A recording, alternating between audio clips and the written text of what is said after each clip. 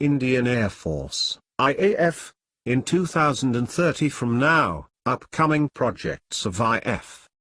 The Indian Air Force, IAF, in 2024 will have finally arrested the continued decline in its combat aircraft strength and attain a combat fighter aircraft fleet of 42 squadrons. For the first time, its fighter fleet will consist almost exclusively of twin-engine fighters in the Rafale, Sukhoi HAL prospective multi-role fighter Su-30 Mki, upgraded, MiG-29 UPG and Jaguar strike fighter with the exception of upgraded Mirage 2000s, Tejas light combat aircraft, LCA, and few numbers of the MiG-21 Bison. It would have to cater for retirement from service of its entire MiG-27 fleet, an estimated 80 aircraft, and MiG-21 fleet, approximately 150 aircraft, starting a few years from now.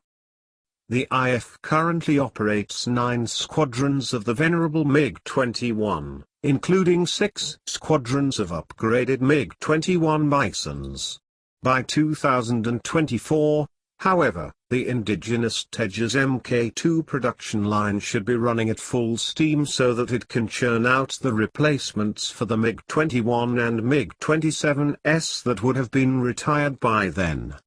Hindustan Aeronautics Limited, HAL, can realistically be expected to produce up to 12 Tejas Mks per year. The only question which remains about the IAF's fighter fleet for the future, will be the replacement for its MiG-29 UPG, Jaguar strike fighter and upgraded Mirage 2000s.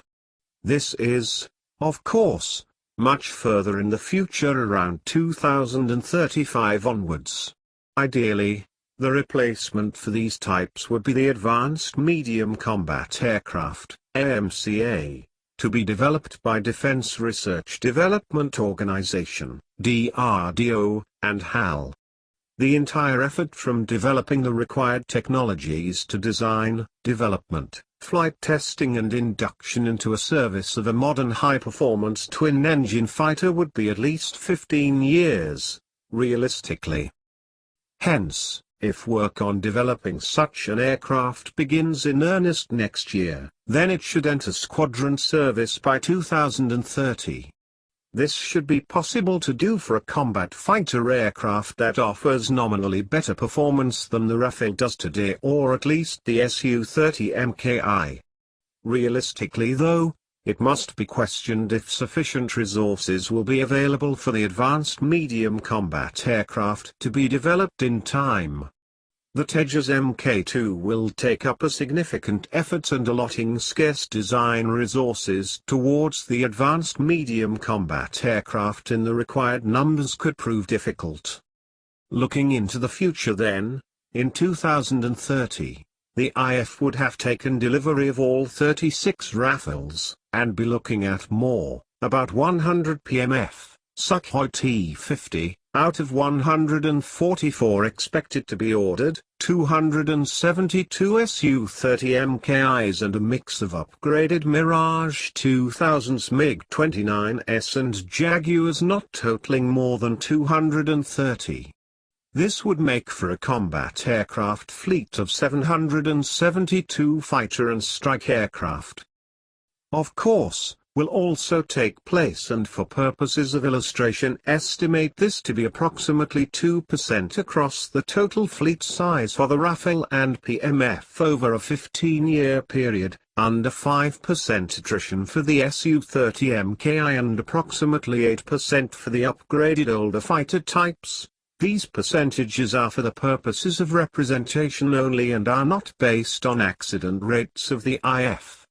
Hence, by 2035, the IAF would have approximately 36 Rafales and 200 Su-30 Mki. Fleet would be around 260 plus and around 210 plus upgraded fighter aircraft, MiG-29, Mirage 2000 and Jaguar, for a total of 733.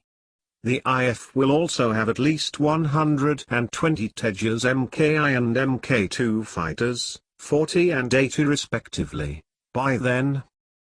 A concern that has not been voiced out aloud till date is what will happen if the Tejas Mk2 turns out to be a dud. The IAF will still require a light fighter, and purchasing more numbers of either the Su-30 Mki, Rafale or are unlikely to be the solution due to their expense and operating costs. The options for a replacement light fighter from the global market for the Tejas Mk2 are limited. Saab's JAS-39E Gripen, due to enter service in 2018, could make for high-capability replacement option, if the Tejas Mk2 has performance shortfalls significant enough for the IAF to look at another type. At an estimated $50 million a copy, well-equipped, the JAS-39E has also been designed to be exceptionally cost-effective to operate, considering the high-end capability on offer. Thank you for watching. Please like, comment, and subscribe.